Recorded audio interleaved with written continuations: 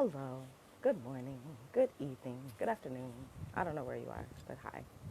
Hi, my name is Wanda. I am the admin of this delicious group, Black women, digital nomad entrepreneurs. I'm here to say, hey, hey, we're doing our October meetup. We're talking all things solo travel. We have our guest coming up, and she is an expert in so many ways. Hey, Stephanie, hey, girl. Let me wave at her.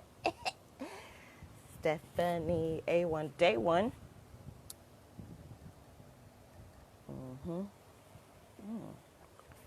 That's good. I got a new tea. It's what was it? Vanilla chai. Ooh. Yeah, I think just vanilla chai. Hey Zaya, how you doing? Thanks for joining. Um, so I'll just holler at y'all real quick about some company business. I'm joking, we don't have any company business, but we could. Um, I just got back from teaching at a retreat in Chiang Rai, Thailand. And let me tell y'all, I was off in the bushes having the time of my life. And I was like, the girls would love this, but I was like, the girls would not love this because, like, I don't really think y'all get down like that because I'll just be honest, there were Scorpios, scorpions. Scorpion. Okay, so our special guest of the year is here. So let me invite her.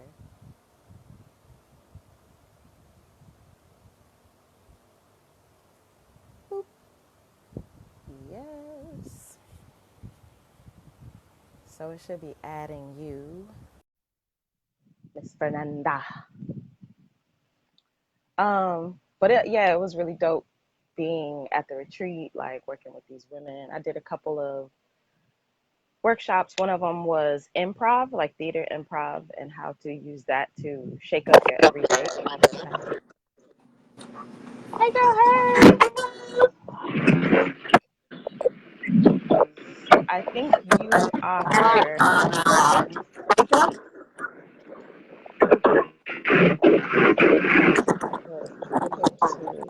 I'm just gonna let you do that. Why?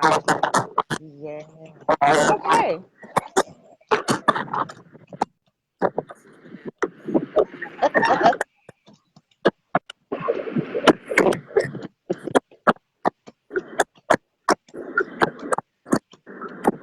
I can't really hear you.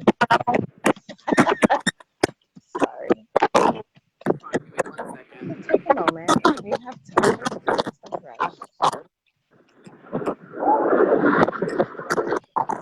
Let me see what we got.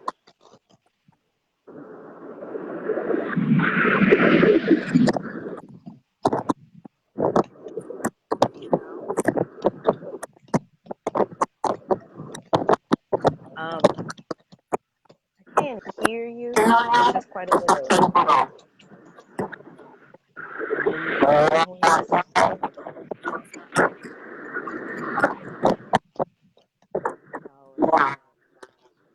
I'm gonna try. I could try. Stephanie said you need an earphone or a mic. So try. Yeah, let's just try plugging in.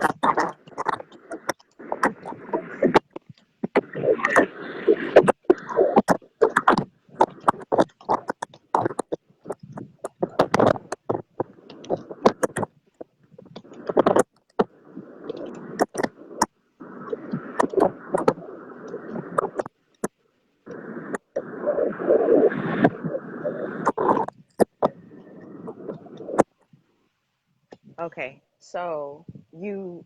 Okay. Yes. Can Better. you hear me? Okay. Mm-hmm. Yes, much better.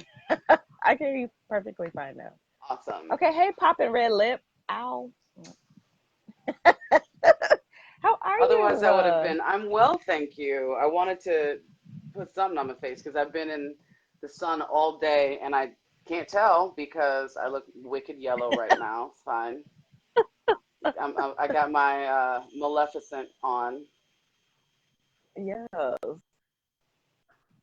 with that. Oh, Miss Fine. Fernanda. Hi Of there. course. It's so good to have you on. Thank you so much for joining. I really appreciate it. Thank you for having me. Although it would appear we're the only two people here, so I hope you record No, this for maybe. posterity. Yeah, it stays in the group so anybody could come back, watch the replay. Although that might be Fantastic. changing. There were Fair. more logged in when we first started, but yes.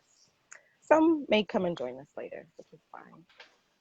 Well, Well, I'm tell happy to us. tweet about it, and I just did, so hopefully that'll help. Yes, thank you. Hmm. Um, tell us all the things you. Who are you? Where are you from? What do you do? So my How name you is like your Fernanda. cereal? I don't eat cereal, but Mm. my name is Fernanda Meyer, and I am a digital nomad. I am a freelancer. I'm a writer. I'm a budding photographer, and I don't eat cereal, but I did recently buy some steel cut oats, and they take Yes. forever to make. 30 minutes on the Yeah. stove is just kind of absurd.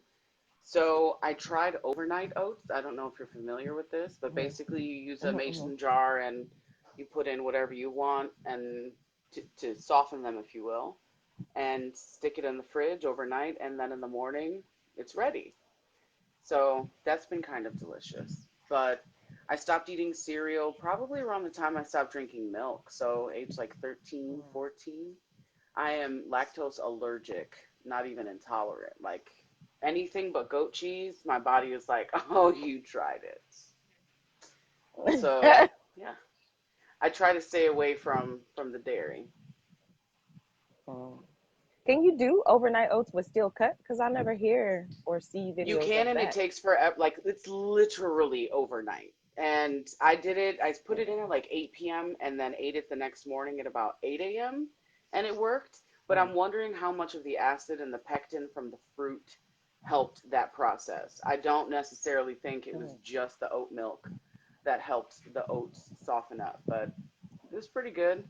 Mm. Fun fact. Thanks for sharing. Fun fact.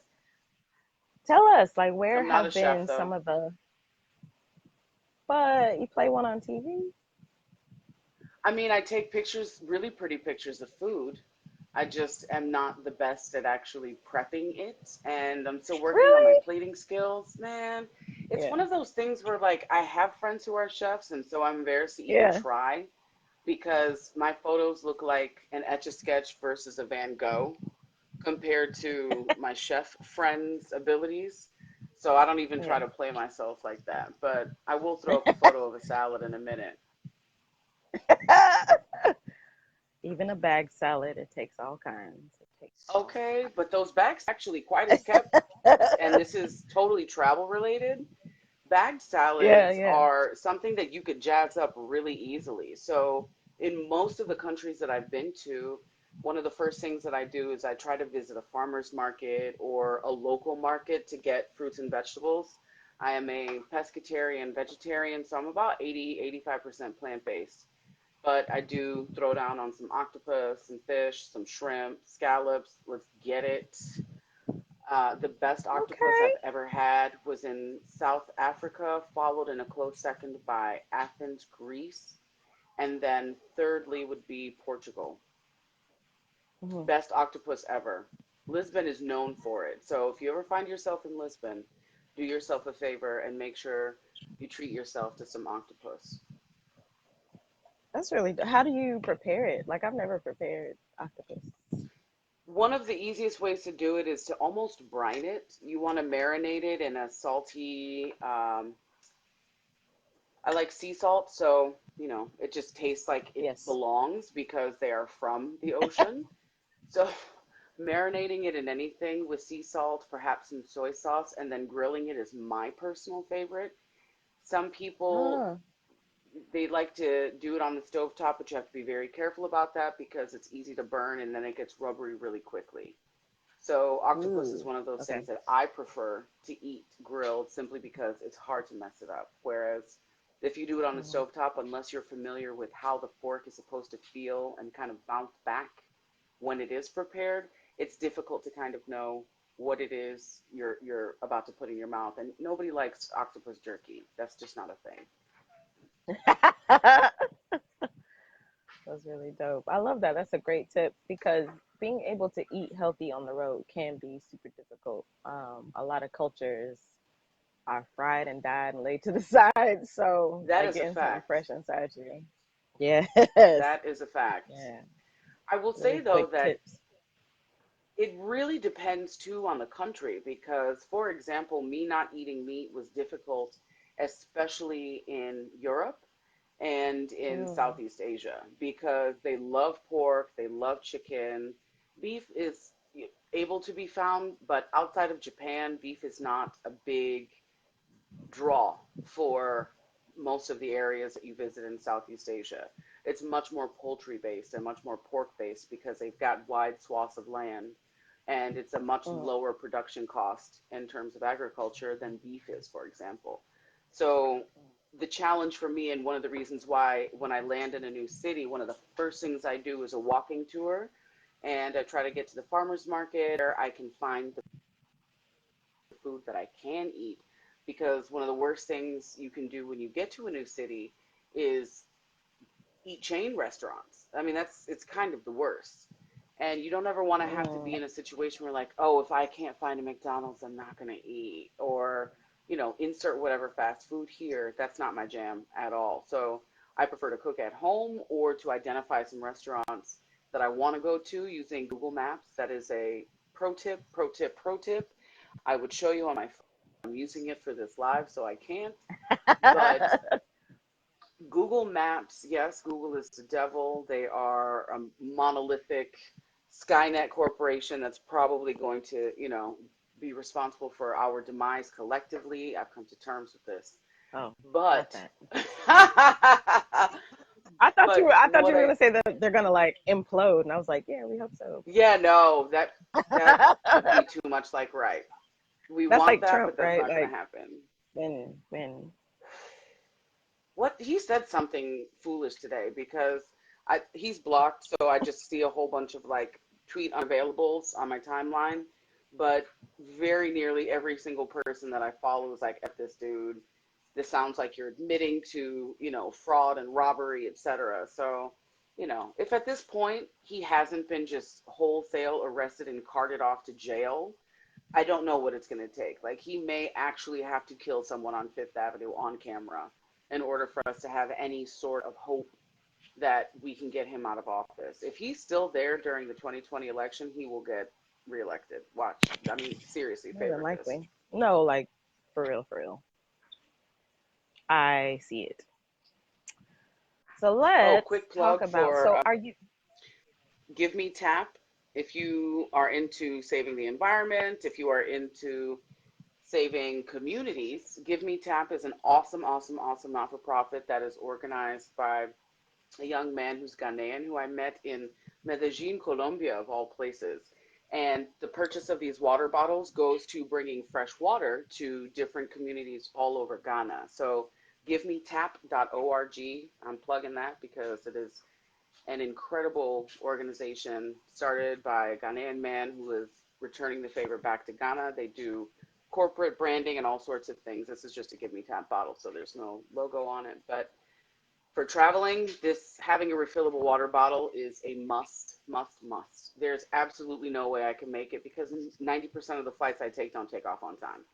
And who wants to Mm, buy bottles of water everywhere you go? So, pro tip, have a refillable water bottle when you can. I love that. Speaking of Ghana, mm, mm, mm, tell us where Yes, your just got people back. from. Oh, hmm really? Okay. I was there in July for a couple weeks for my grandmother's funeral. Sad occasion, but always good to see Mm, family. mm. Year of the So return as your well. family, yes. Your parents, both of your parents are from Ghana. Kind of.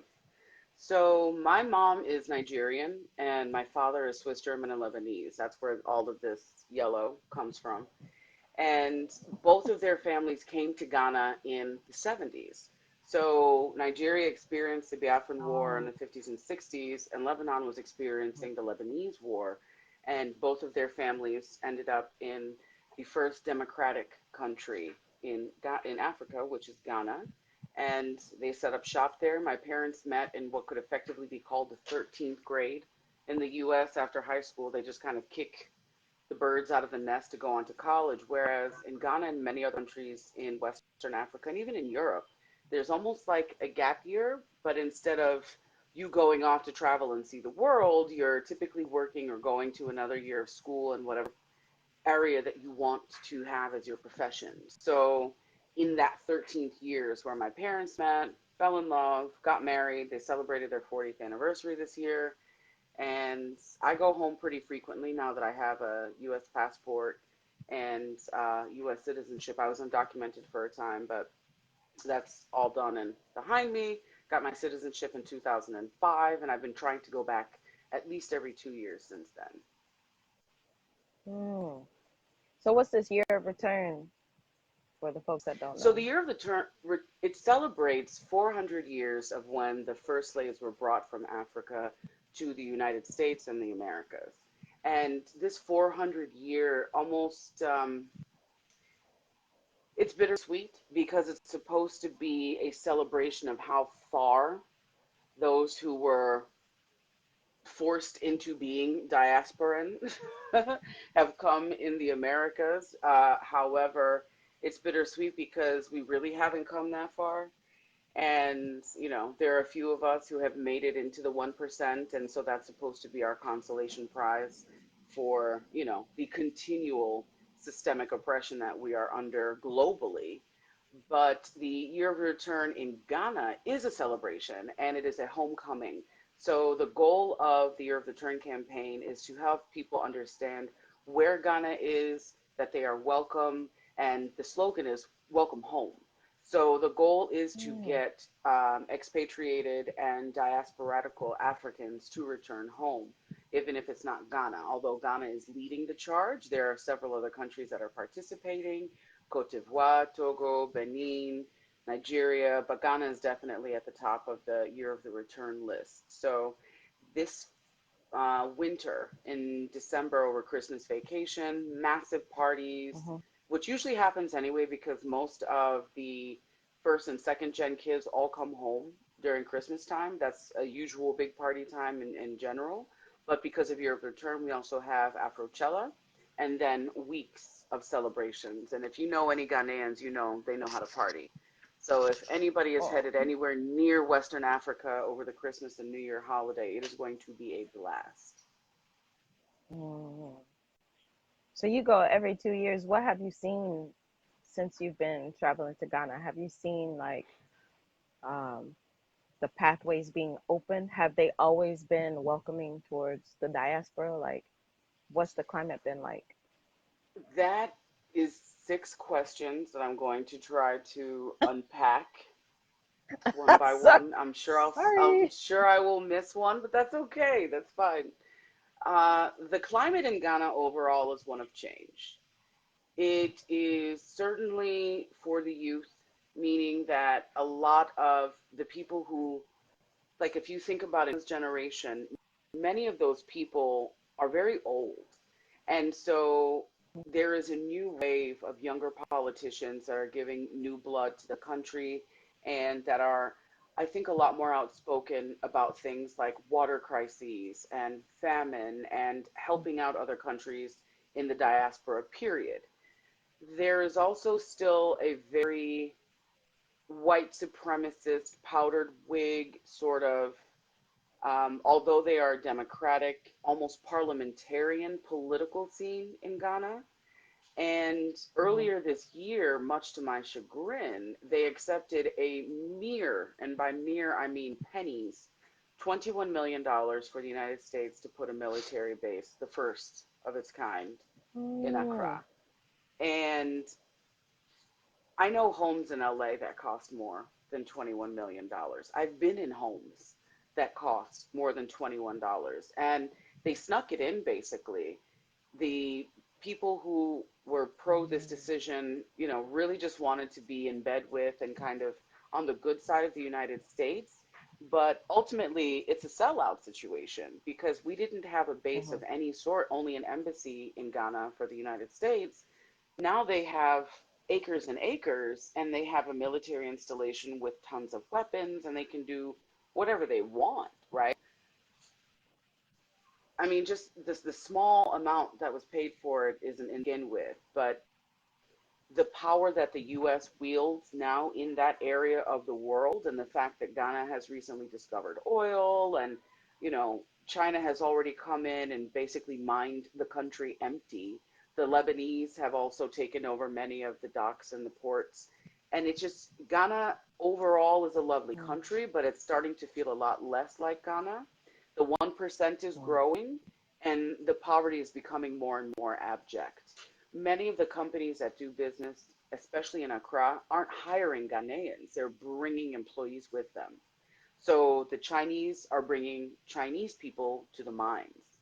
And the Japanese are doing the same thing, and the Lebanese are doing the same thing. So there's a wild amount of growth, but it doesn't necessarily benefit the local people of Ghana whatsoever. Much of the wealth that is raised is then sent off overseas back to, the country of the company's origin. So that is something that's why I say it's bittersweet, because there is exponential growth happening, but that growth is not necessarily benefiting the people who live there and are making that growth possible.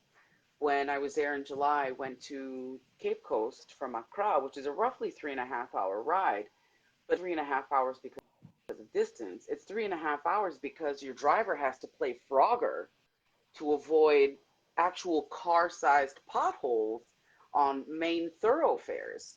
So you've got a ton of money happening, but the infrastructure is poor.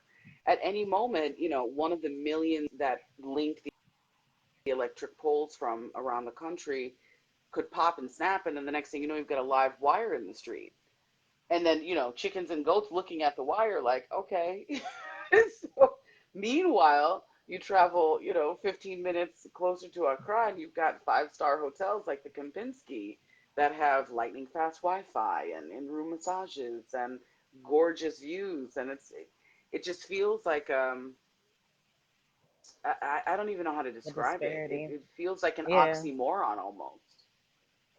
Yeah, so that's Ghana. And to be perfectly frank, it's going to take people saying, we're done with this shit. And they need to really call out and root out the corruption. I guess that could apply to any country in the world, but Mm-hmm. in Africa especially, it is very disheartening to deal with because we've already gone through colonialization. We've already been colonized by the Dutch, by the British, by the French, by the Spaniards, by the Portuguese, and now we're recolonizing ourselves, and then you've got China recolonizing 2.0. So it's disheartening. I love Ghana. I love my country. I would move there in a heartbeat if I could, but it's not even like the fact that I would pretty much probably, if thank God my family property there, but were I not in that position, I would be paying almost US rent prices to live in Accra. It makes no sense. It makes zero sense. Wow. Some places So all lack that money indoor is clearly plumbing and going you're to the charging to politicians. absolutely, absolutely, absolutely. People that look You like you said screwing you some, over is a tough pill to swallow. but you said some places don't have indoor plumbing. Oh, certainly. And I mean, if you go to, have you ever been to Accra or to Western No, Africa? no, I Okay, haven't. so when you do, you'll find that there are these gutters that run along the street. And sometimes it looks like running water, or most of the time it smells like shit because it actually is. They haven't Mm, buried all of their sewage lines. So you'll see mm, like at driveways, it will be almost like a concrete bridge where cars go over that part, but sometimes you'll see a car, one tire will go off and kind of get stuck and people have to help lift it out or whatever. In some areas, the mm. streets don't even have names. You get around by identifying landmarks.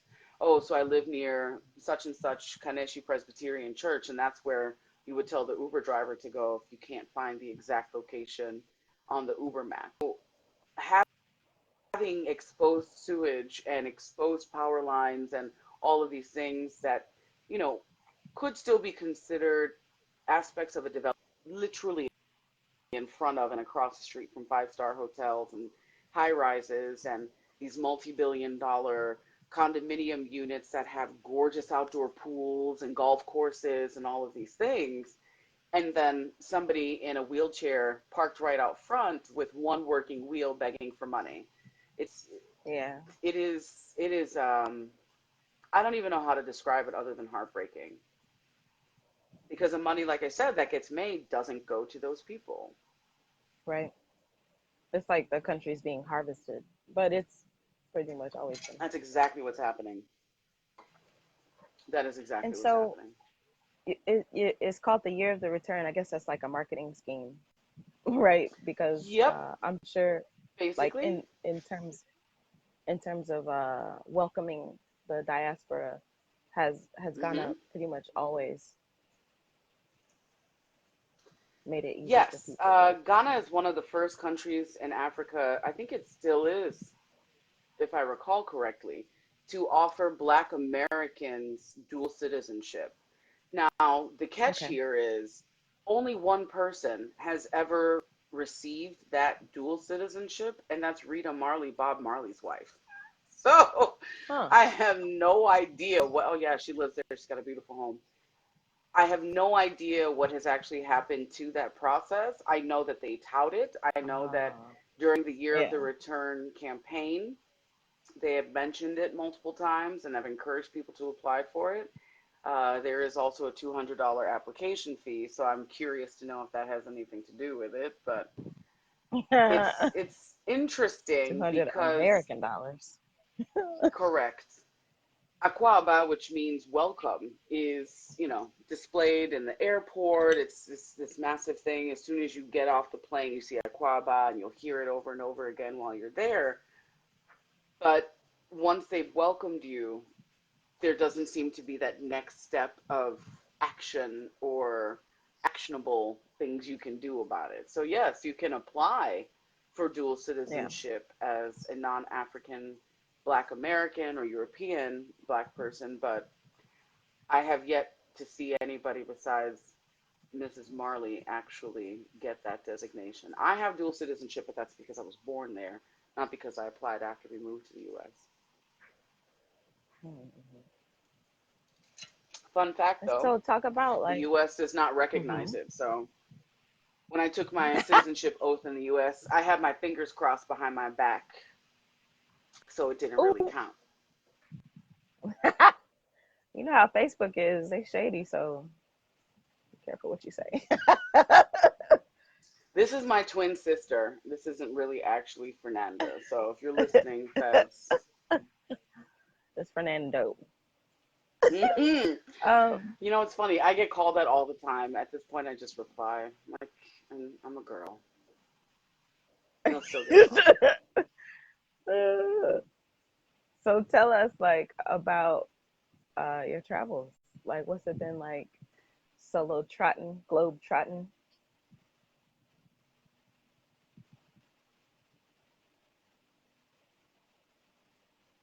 Is she frozen? I mean, she's on the side.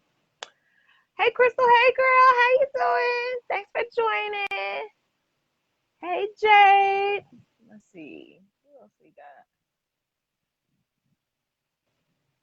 Who else is on while we wait for Miss? All right. So she's out and back.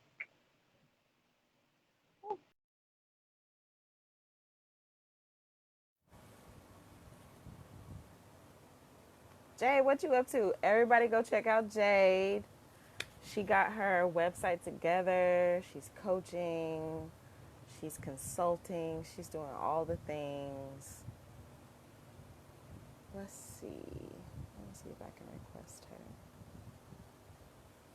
jadeisthebomb.com. If you have an online course that you are trying to develop, that is absolutely the lady to talk to. She will get you all the way set up.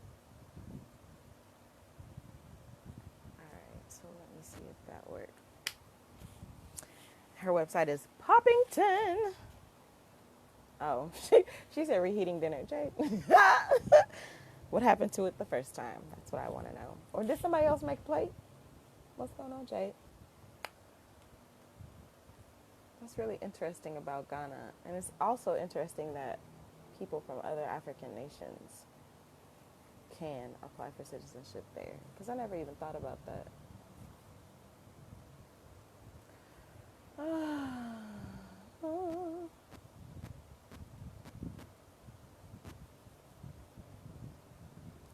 may or may not ever come back. So, I was talking to y'all about the bushes in Thailand. So like the venue was really dope. It was so green and so lush, and this lady had like built it like for real from the ground up. Like it was just a plot of land. They had to put water in, all this stuff. And yeah, Fernanda, I sent you a request, and it says invited. So I don't know what it looks like on your end. But you can also send me another request because I saw that one.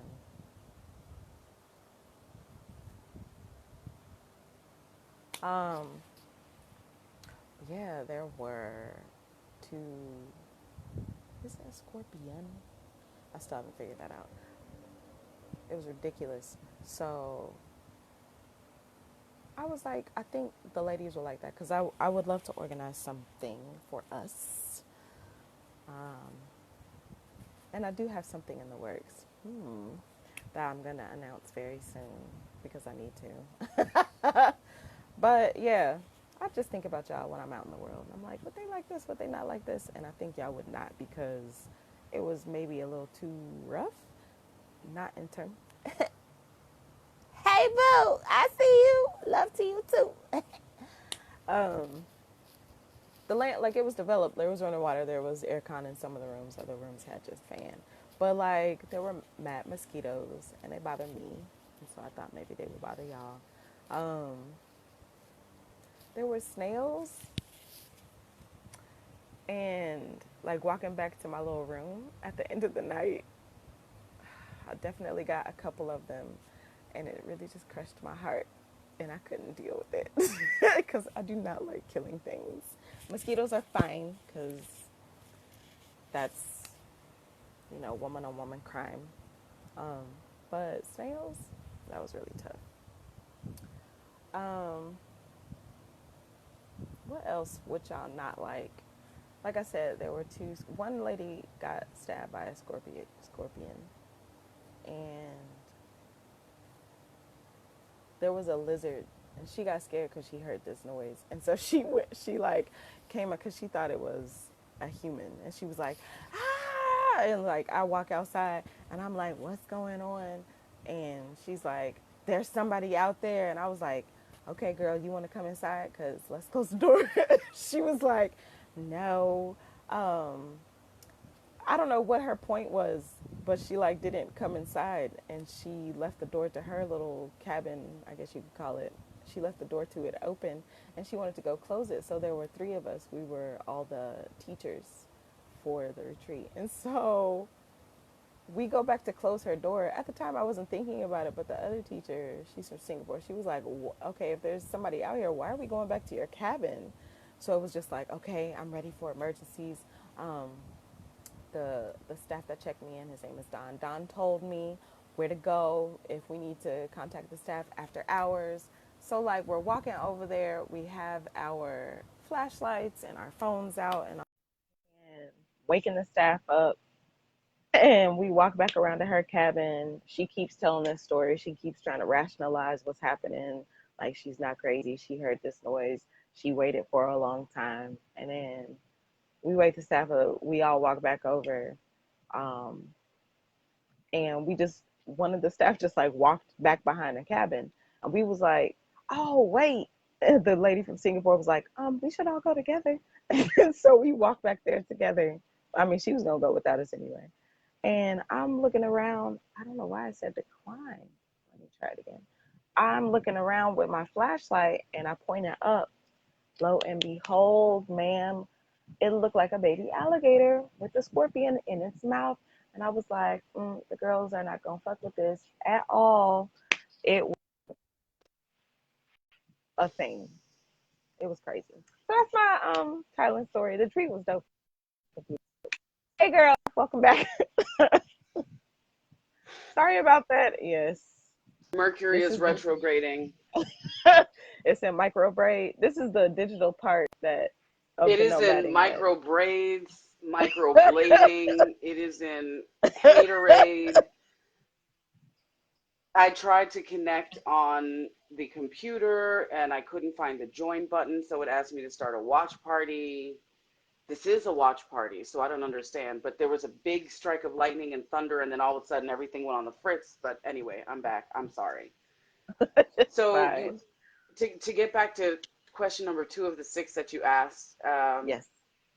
I have I've been to 36 countries. I started traveling when I was 14. I went on a mission trip with my high school, and I went to the Dominican Republic for 6 weeks in the summer where I taught English and like elementary Bible school. And I lived with a host family, and it became one of the most formative experiences in my life because I went there not having traveled anywhere alone, first and foremost, before that. And at the tender age of 14, I had no idea what to expect, but when I got there and I saw people who looked like me speaking Spanish, I was hooked. I immediately started taking Spanish classes. Well, actually, I think I had already started taking Spanish classes by that point, but it sparked me to want to do more by way of learning another language. And so I did. Yo hablo español con fluidez en este momento y no tengo ni problema viajando, hablando ni nada. Pero it took living abroad and immersing myself for months, weeks, years at a time to get to this level of fluidity in my Yeah. Spanish and feeling comfortable striking up a conversation. Um, I knew I was fluent when I started dreaming in Spanish, and I woke up in tears. I was so happy, so happy. And it has helped me develop enough Portuguese to be dangerous and enough Italian to sound ridiculous. Ooh. So it has done me little to no good in Ghana, but there is a Spanish speaking island off the coast of Western Africa that I do plan to travel to. I'm at question number three. I have been to 36 countries. None of them is Canada yet. Can you believe that? But I'm going to Canada next month, so I'm checking off number 37.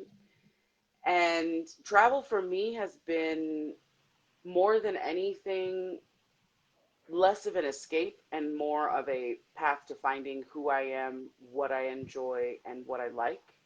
Because traveling has afforded me the ability to, I guess, cash in my fuck it all card. Sorry for cursing for those of you who may be sensitive to four-letter words.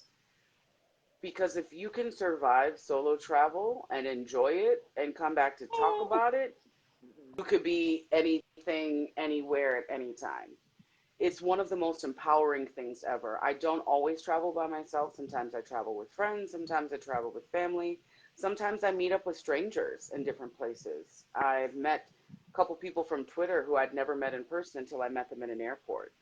And while that is not necessarily at the top of the list of safe things to do, I do try to travel with a taser in case anybody tries to get jiggy, but I haven't had any negative, unsafe travel situations in that regard. All of my, unsafe or dangerous travel conditions have been things that would happen in the United States. I've been robbed in Cape Town. I've been robbed at the airport in Valencia, Spain. Somebody either in the line or the TSA agent took my cash and cards right out of the little tray when I went through the security line. And in Thailand, I was at a full moon Ooh. party in Koh Phangan, and I was filming Yeah. some reckless white people doing jump rope with a fire rope. And as I had my phone held up, I had a bag on my shoulder, and they cut the canvas of the bag, slid my wallet right out, took my cash, and then threw the cards and the wallet next to a trash can. I ended up finding it, which is bananas. There were 12 wallets next to Wow. the trash can. So Pro tip, if you ever go to a full moon party, don't take anything with you. And if you do have to have cash or something, put it in your bra. No bags, because they will cut it, open it, and they'll take it. It's a tourist cornucopia for them, these full moon parties, because it's Mm. always expats and tourists that go to them. So it's easy pickings for the thieves. Large tourist areas do that. That actually is a great segue into question number 4 that you asked earlier, which are wherever you go, if there are a lot of tourists, there will be a lot of petty theft. So be prepared for that. Mm. That's actually one of the things I wish I'd realized years ago. Um, Also, not giving money to beggars is something that was difficult for me to stop doing. But what I Mm. learned is that if you do give money, you out of nowhere will see people show up also asking you for money. In Mexico, I call them the chicle kids. Chicle, chicle. They try to sell you one pack of gum. If you buy one pack of gum, 10 more kids will show up asking for you to buy their gum as well. So just be mindful of things like that, because those are often distraction scenarios for them to clear your pockets of money that you obviously didn't need, but they did. So whenever you're Mm. in touristy areas, just be very mindful of the petty theft, because most of the people who frequent those areas who are local thieves do so, and they're professionals. Like, I've seen people get stuff taken off them that they're holding, if you can believe that. So Mm. another travel tip. I also have a bunch of travel tips if anybody is interested in checking them out later on my Medium blog, medium.com/at symbol Lenubian. You could probably type it in the chat or give the information a bit later somewhere so that Yeah, people I'm can happy access to. it. But I've got a bunch of articles on places I've traveled, places I've eaten, things that I have to have when I travel, primarily packing things and all weather shoes and all weather jackets and the backpack that I travel with, I'm obsessed with. It's a Kelty. It is water resistant. It can hold enough clothes and shoes for at least 30 to 60 days on the road if you use packing cubes, which I'm obsessed with. Oh, yeah. Hmm. For the most part, unless I was going to stay somewhere for at least 4 weeks, I would travel with the backpack as opposed to my large hard side suitcase. Is Medium one of the places that it was one of the only places you want people to connect with you at, or For is the there long anywhere else? form essays, yes. I'm working on my website right now because far Okay. too many people have told me that I'm silly for not having one. Instead of having my digital presence spread out amongst platforms, I have been convinced to consolidate, and fernandameyer.com will be launching no later than November 24th. That Oh, is my 40th birthday. So your I have given birthday. myself, Yes. yeah. So I've given myself until the 24th of November to get that live. The domains have been bought, the pages are being built. I'm just not web savvy when it comes to building websites, although Squarespace has some really great templates that have been very helpful. So I'm working on that. I'm going to do a photo shoot in a couple weeks, put some jazzy pictures on the website for people. But in the meantime, yes, Medium, and then also Instagram, naturally, Lenubienne, Lenubienne. I do also have a Facebook, same name, facebook.com/Lenubian. I'm Lenubian across platforms. Okay. So if you type it in your web browser, Lenubian, you will find me. Also Okay. Twitter. I talk to my invisible friends on Twitter several times a day. I also do lots of Travel Tuesday posts. So if I find a great deal for a flight or a hotel, or for example, I'll post travel tips like if I with Emirates or Qatar Airways or Kenya Airways or China Southern and you have a long layover, they will not only give you a hotel room, but they will also sponsor a city tour for you for free. It's included in the price of the ticket. So if you find yourself with an 8 to 10 or longer hour layover in any of the cities that are serviced by those airlines, they will give you a place to sleep if you choose, and or an excursion. So definitely worth looking into. And the caveat to that is you will often have to get a visa, either an e-visa on arrival or just look ahead of Oh, time and see if that's something that you can complete online ahead of your trip. So that way you're not just stuck in the airport because you can't leave because you don't have a visa. I went through that, so you don't have to go do that. Daphne, in the group, she says she follows you on Twitter. You are Hi, super Daphne. informative and funny. LOL. Oh, thank you, Daphne. I try to be. I try to keep my sad girl stuff at a minimum. But one of the things that I What? love about traveling is telling people about it so that they can go out and explore the world as well. What's Once an that girl educator, stuff? always an educator. Oh, I have the trifecta of normalness, depression, anxiety, and ADD. So sometimes I get in my feels, and Twitter is like my digital diary, even though it's not supposed to be, because I'm building a brand. I know, right? So Oh, I just, I want to know what part of the game it is where you have to completely forego who you are as a human being in order to be more palatable and more engageable and more saleable online. And I'm over it. Like I'm allowed to be sad and I'm allowed to have feelings. And actually, that is a great segue into one of the other questions you asked, which is when you're traveling long term, how do I cope? And it's that. It's by building a community online and also by writing. So I have a post about mental health on the road, and I wrote it after having a particularly bad depressive episode. I think I might have been in mm, Peru at that point. For those of you who just joined, or for those of you who don't know, I spent the last 15 months traveling. I started in March of 2018 in Cape Town, South Africa, and then I ended in Puerto Vallarta, Mexico, in June of 2019, and then I went to Ghana for the month of July. So 18 countries in 15 months was a lot. And yeah. I was working. I do have a job. I'm not getting paid by anyone to travel or to blog. Everything that I have done to this point has been a labor of love. I've gotten a few bucks and, I've had some people send me some things, but if you see my Instagram, you'll see that most of my photos are landscape and portraiture, not of me, but of the people and the places that I see. And according to the influencer sphere, I need to have a lot more pictures of myself with makeup and lipstick and like flashy outfits on in whatever place. Let me tell you something. Suspended upside down over water with 300 other black I people in the background. And wearing matching t-shirts or like color coded bathing suits. And I'm not knocking any of that. But no, that exists. That's great. that's expensive. It's expensive. It's hard to pull off.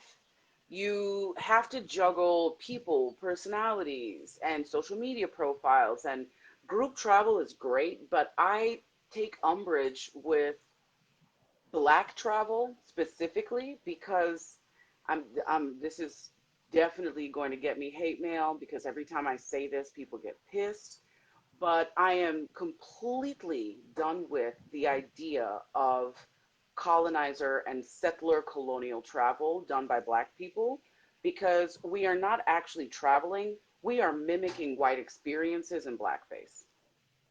So until we get past that, we are going to keep doing Damn. these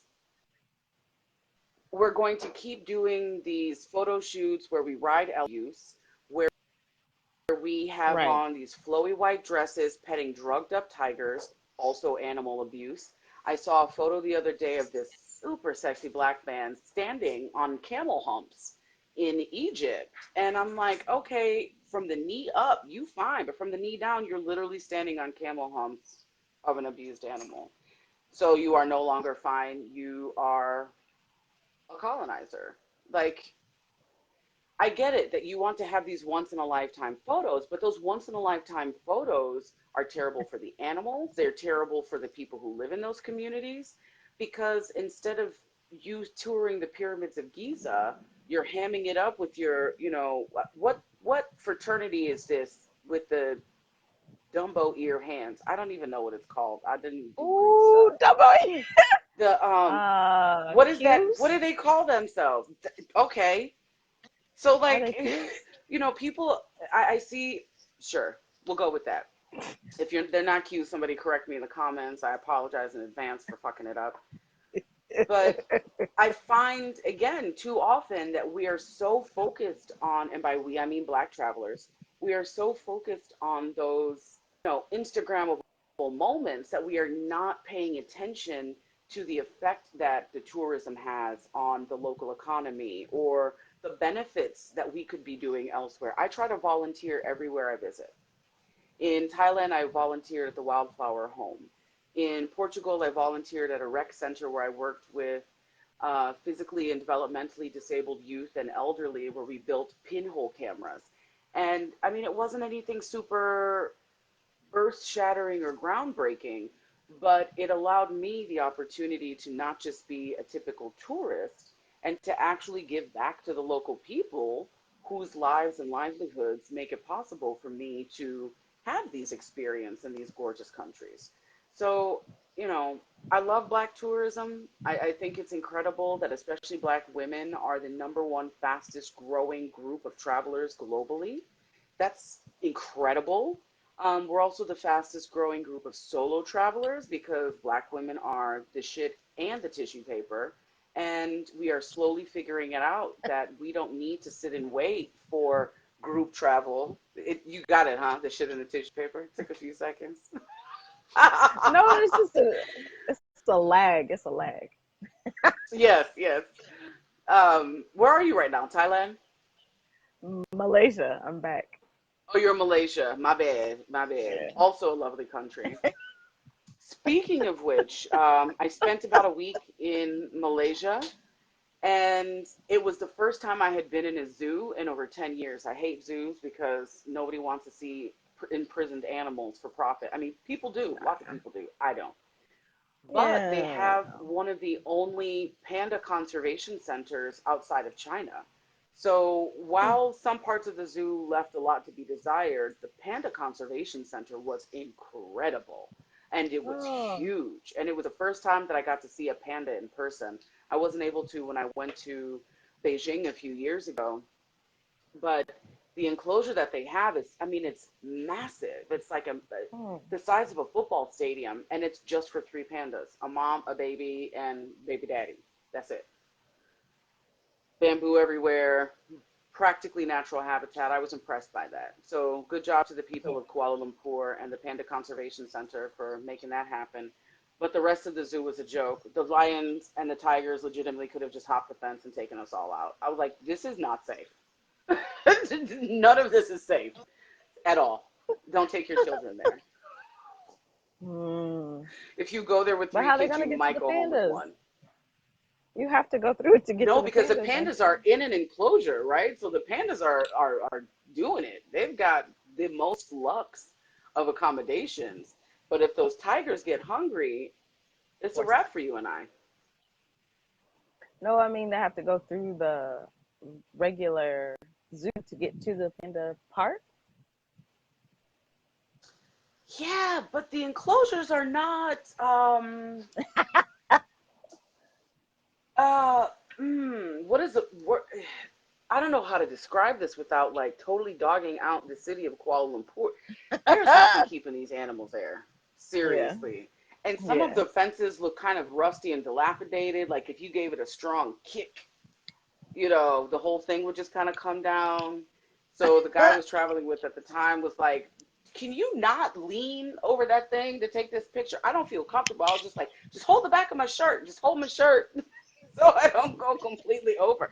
I should not have been able to get as close as I did for most of the photos that I took. Like in the US, there's a moat, you know, 20, 30 Yeah. feet at least with a pit of water between you and the, no, honey. No. The Kuala Lumpur Zoo is like up close and personal. Here you are. Like, it was something. So yeah, go at your own peril. Just make sure you check out the Panda Conservation Center. Mm-mm-mm. Yes, If I you was. had one, if you had one piece of advice to for these ladies. A lot of them in the group have not started their journey yet. What would you say to them, please? I guess the answer to that would be kind of twofold. What part of the journey? I mean, clearly they're interested in traveling because they're in this group. So I would hope that they've Mm-hmm. gone somewhere. And if they haven't, I always recommend starting small. I was just having a conversation with my sister yesterday about how my solo date chronicles evolved into solo travel. So I started taking myself out on dates after a nearly 7 year relationship ended, and I just got tired of sitting around waiting for somebody to ask me to do something. So I started taking myself to dinner. I started going to the movies alone. I started going to museums by myself. And that just increased incrementally over time until I thought, why am I just sitting here? I could be on a plane and be in Mexico by noon and be on the beach by 2. And that's literally how it started. If going abroad for the first time is too scary or too daunting, then I recommend maybe going across town or doing a staycation, maybe renting a hotel a few hours drive away or a few hours of a bus or train ride, and then maybe just doing a weekend and then building from there. But the piece of advice that I would give to anybody is to just do it. I realized yesterday when several of my girlfriends reminded me, we are officially middle aged. And that thought terrifies me a little bit. Not that I feel old, because I don't. I actually feel like Benjamin Button a bit. Like I feel like I'm getting younger as I get older, but that's because my fucks are evaporating. I'm not aging backwards. I just care less. Mm. And that has really been a catalyst for me to just keep going. If I think I can't do something, that's exactly why I should. And travel was one of those things for me. In terms of being a digital Mm. nomad, the same rule kind of applies. Start by maybe working from home as opposed to necessarily taking the plunge and trying to work in a different country with questionable Wi Fi signal. But start off by working from home 1 or 2 days a week.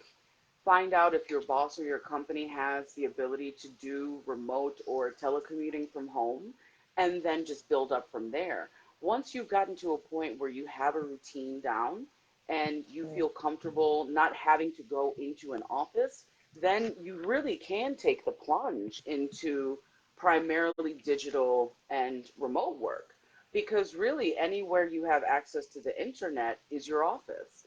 There are lots of co-working spaces around the world. Don't use WeWork; they are garbage, and they are forced gentrifying neighborhoods around the globe, and they're about to implode on themselves, which I'm pretty smirky happy about. But that's what you get for buying up places in the hood and not knowing your audience, boo. But if office life or if coworkers are your jam and you do want to be able to have people around you or office-like environs, there are lots of places like Selena, which is co-working and living. They have hostel situation, but they also have private rooms. And what I love are the double occupancy. So it's a suite and you share a bathroom with somebody, but you have your own room. I stayed at several Salinas in Latin America in the double occupancy situation where I never even saw the person who was living on the other side. I just had a super cute room that was actually bigger than my apartment in New York and a shared bathroom. And aside from seeing their toothbrush occasionally, I had no idea even what gender that person was or what. I never heard them. I never saw them. I just sometimes would see like some body wash or a toothbrush, but that was $30 a night. It was fantastic. So being open to those kinds of experiences and doing research into those kinds of experiences, or short trips. Again, I'm not advocating that people just Mm. quit their jobs and Up try and to do go. freelancing overnight necessarily, but Yeah. trying to work remotely in small chunks is incredibly helpful and I find is easier to start with than just doing what I did, which, to this day, I still think I was foolish, but I quit my job and walked off the plantation on April 28th, 2017, and have not been back since. I manage to make it most of the time freelancing. I do education consulting. I write itineraries for people, and I curate custom experiences for folks. And between that and my current gig as an assistant for an actor, I've got several different jobs, if you will, but all of them afford me the opportunity to not have to go into an office and to really craft my schedule in the way that's most advantageous for me. And real quick, does anybody who's on the live have a question for Fernanda? Just type it up, type it There's up. no such thing Thank as you. a silly question. Thank you very much. That was really awesome information.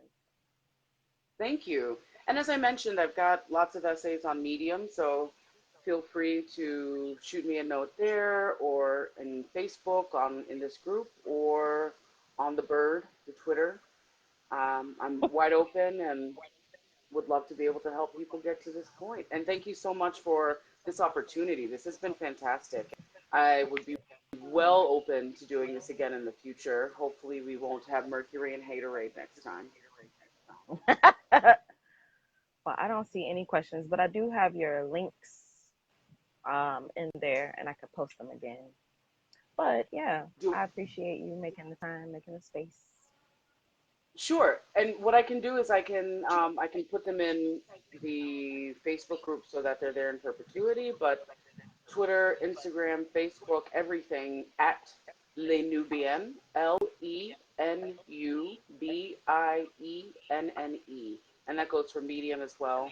And you can reach me via email, livnubian@outlook.com. I'm Lenubian everywhere. So please reach Okay. out. I'm open to questions. And I hope this is beneficial for some. Well, thank you. And I will Thank you catch so all of much. y'all in the group, and y'all have a sweet night or day. Awesome. Have a wonderful Sunday. No, almost Monday morning where you are, yes? It's Monday. Very much. Awesome. Well, happy Monday to you and happy Sunday night to everybody else. Thank you. Take Thank good care. you.